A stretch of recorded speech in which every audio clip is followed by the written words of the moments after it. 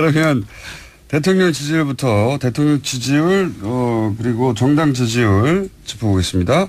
저희가 유일하게 주 중에 짚어보는 예, 지난주에 북한의 미사일 발사 여파 때문에 좀 빠졌죠. 이번 주에도 아주 소폭 하락세입니다.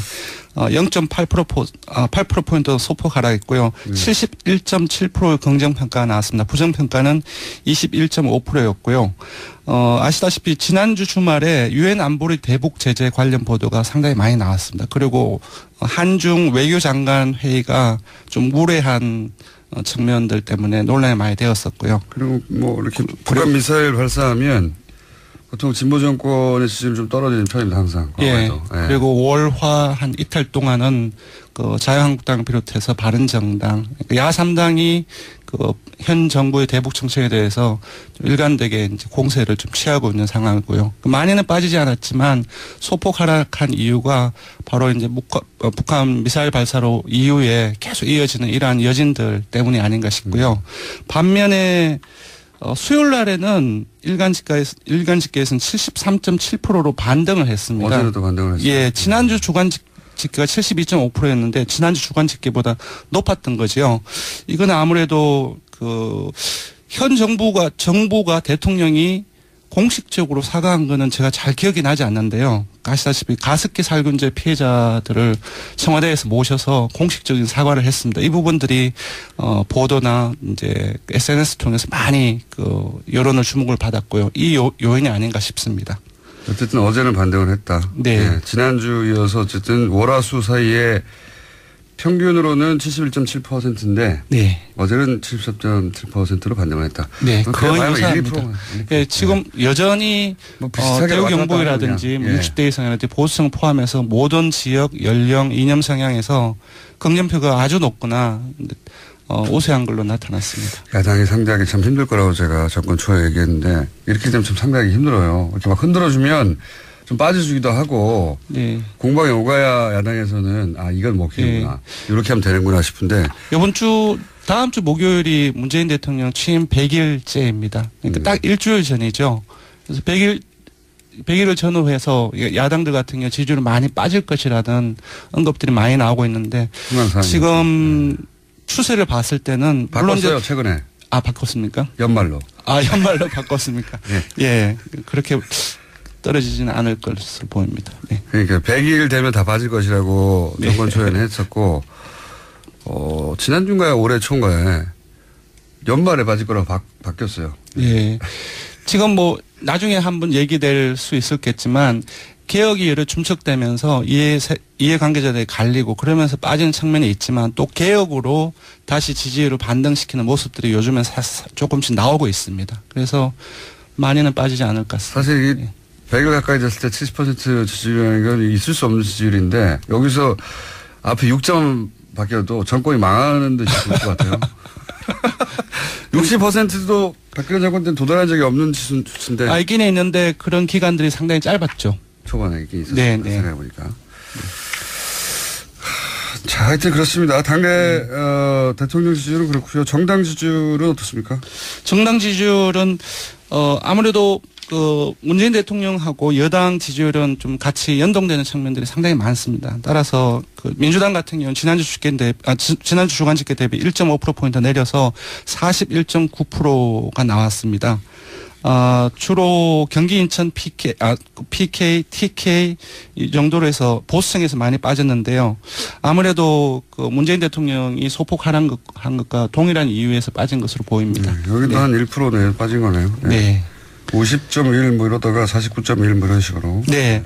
다음에 국민의당을 한번 본다면. 국민의당은 3위로 올라갔다면서요. 예, 지난주에 한 4%, 지지난주에 5%대 초반에서 지난주에 6.9%까지 올랐거든요. 지난 주말에 안철수 전 대표 당대표 출마. 예, 지난주 수요일 날에 출마 선언을 공식적으로 선언을 했고 월, 화, 수 3일 동안 지난주는 계속적으로 올랐습니다. 올랐는 원인이 뭐냐면은 19대 대선에서 안 후보에게 투표를 한 사람들 중에서 그 이전은 한 24% 정도가 국민의당을 지지했었는데 월, 화, 수 3일 지난 동안에 무려 한 39%, 40%까지 결집을 했습니다. 근데 그러니까 안철수는 지지했지만 국민의당을 따로 지지하지는 않았던. 그런데 이제 한 3일 동안에 당대표 출마 선언한 과정에서 올랐는데 아시다시피 주말을 경과하면서 또 어제까지도 계속 당대표 출마 논란이 당내에서 계속 되지 않았습니까? 그 이후에 다시 이 19대 대선은 안 후보 후보자층이 조금씩 다시 또 빠지고 있습니다. 아하. 그래서 지금 이제 국민의당 같은 경우는 이번 주 주중에서 1.5%포인트 내린 5.4%로 다시 내렸는데 바로 금방 언급해드린 그 이유인 것 것으로 보이고요. 다시 오차범위 내이긴 하지만 최하위로 밀려났습니다. 그렇기 때문에 안철수 대표의 명분이 좀 떨어지는데 본인이 나와야 지지율이 올라갈 수 있고 네네. 결집시켜서 네. 이 국면을 벗어날 수 있다고 했는데 다시 최하위가 됐네요. 네. 5.4%. 물론 이건 주중. 예. 네, 주중입니다. 예, 주중 잠정 집계입니다. 네. 목금토 그러니까 목금토 하면 또 달라질지도 모르겠죠. 네네. 다시 최하위가 됐다 국민의당이. 네. 5.4%. 안철수 대표가 당대표 출마 선언하기 전의 수치로 다시 돌아왔네요. 거의. 예, 그렇습니다.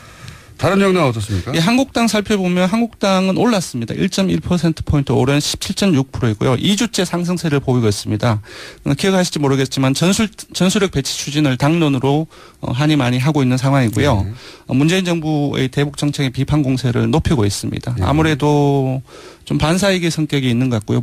미사일 가장 오른쪽에 있는 분들이 어쨌든 한국당 쪽에 표를 주고 있다는 얘기죠. 지지를. 예, 정의당하고 바른정당도 공이 올랐습니다. 정의당은 1.1%포인트 오른 6.8%로 3위로 오차범위 내이긴 하지만 3위로 올랐었고요. 바른정당 역시 올랐습니다. 0.6%포인트 오른 6.4%로 다시 6%대를 회복했습니다.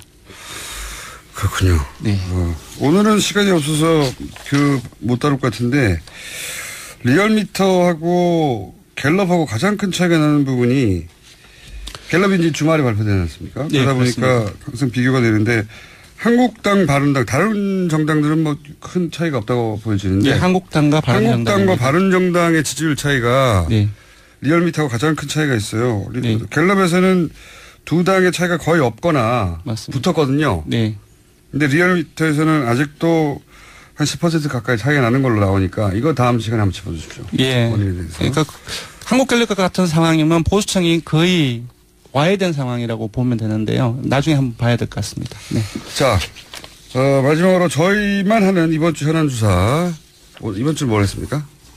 이번 주 지난주에 8.2 부동산 대책이 발표되었고 그 이후에 종부세라든지 재산세라든지 이 부동산 보유세 관련해서 논란이 좀 있었습니다. 예. 보유세. 부동산을 갖고 있는 것만으로 세금을 때리는 과거의 종부세.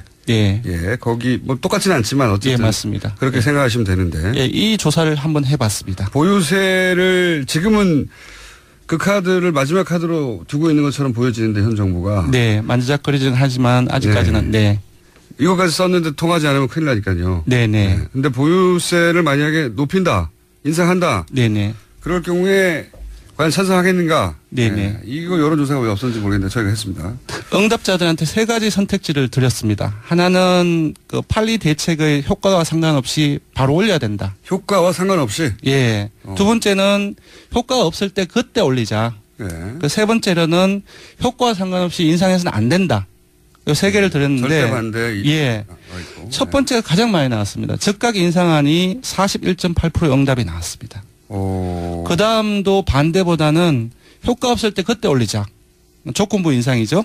25.8%로 나왔고요. 70%가 가까이 되네요. 예. 효과와 상관없이 안 된다 인상은. 이 응답은 20.6%가 나왔습니다. 네. 68%가 70% 육박하는. 야. 예, 인상으로 보면은 조건부 이상이든지 아니면 적각 이상이든지 인상이니까 합치면 한 70% 육박을 하고 한 3배 이상이 반대보다는 많습니다. 하하. 그래서 지금 잠시 보면 지금 이 보유세 문제는 지금 8.2 부동산 대책이 투기 근절이라든지 주택값 안정화라든지 이 부분에 목적을 하고 있는데 지금 유권자들 같은 경우는 단순히 부동산 보유세 문제를 이 목적에 한하지 않고 있는 것 같습니다. 그러니까 돈을 많이 버는 사람들은 많이 내고 그리고 돈을 적게 버는 가난한 사람들은 좀 적게 내는 어떤 조세의 형평성 차원이랄까요. 이런 부분으로 접근을 하고 있기 때문에 이 부동산 보유세 문제의 적극 찬성 인상해야 된다는 의견이 높게 나온 것 같습니다. 조세 정의 차원에서 보는 거군요. 네네. 예, 참여정부 때 10년 전에는 예. 종부세에 해당되는 사람들이 5%도 안 됐는데. 맞습니다. 예. 그때는 831 부동산 대책이라든지 또 그때도 마찬가지로 그 종부세 문제가 세금 폭탄 프레임들이 가동이 되어서 먹혔죠 그때. 예, 그때는 먹혔는데 지금은 이러한 저간의 상황을 보면은 좀 그때 세금 폭탄 프레임이 막히기 힘든 상황이 아닌가 그렇게 보입니다. 먹히기 힘든 상황이라고 해주십시오.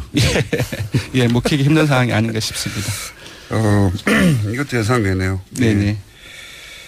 대통령 지지층하고 비슷하게 겹치는 지난번 사드하고 지난주하고 비슷하게. 어쨌든 70% 가까이 보유세를 찬성하고 있다는 것은 예상과 다른 결과였습니다. 네네. 자, 여기까지.